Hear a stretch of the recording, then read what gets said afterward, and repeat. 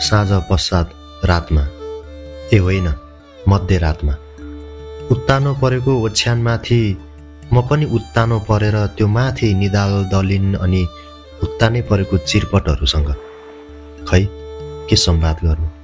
यता तल उत्तानै परेको मन खाली भएको बेला के सोध्नु भरिएको बेला। के हेरिरहन्छौ लाटाले पापा हेरे झैं नाथे दलिन तल झरेर मेरो पिठसम्म थपथपाउँदैन। यहाँ मनमा पीर परेको बेला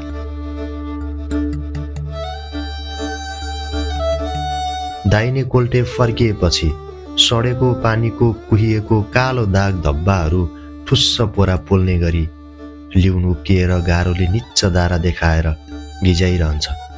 दारे भित्तो एक मुस्कान छोड्न सक्दैन सान्त्वनाको। यहाँ अनुहारमा चिन्ता परेको बेला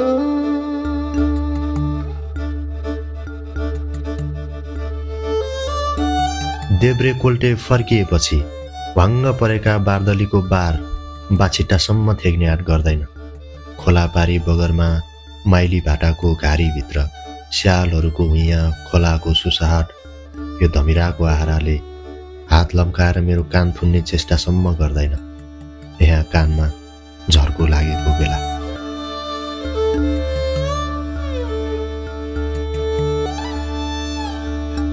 कतै पनि शान्ति नमिलेपछि रात छिप्पिएर चिप्लिएपछि बिहानीको प्रहर सुरु हुन्छ तब जब घोप्टो परेर निदाउने मेरो कोसिस जारी हुन्छ।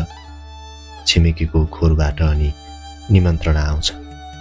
यहाँ आँखा खोलेर हेर्नेसम्म फुर्सद नभएको बेला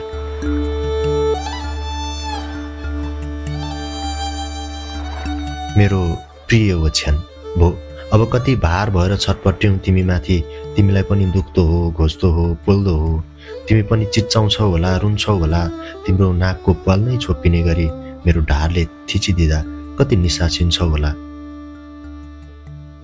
मेरो प्रिय ओछ्यान तिम्रो चित्कार नसुनेरै म बहिरो हुन पुगेछु।